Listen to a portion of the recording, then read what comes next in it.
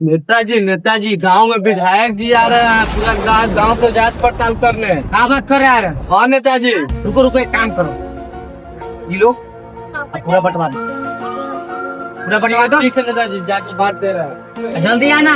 साला अभी तक ले आया नहीं है, अपनी बात क्या आएगा। बांट दिए नेताजी, सगरो पैसा बांट दिए। चलो बढ़िया बांट दिया ना, चलो हाँ। कोई दिक्कत नहीं है।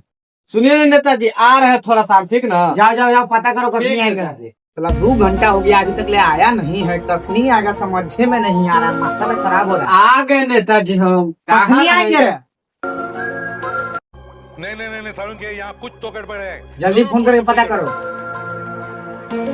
हेलो, क्या? ठीक ठीक।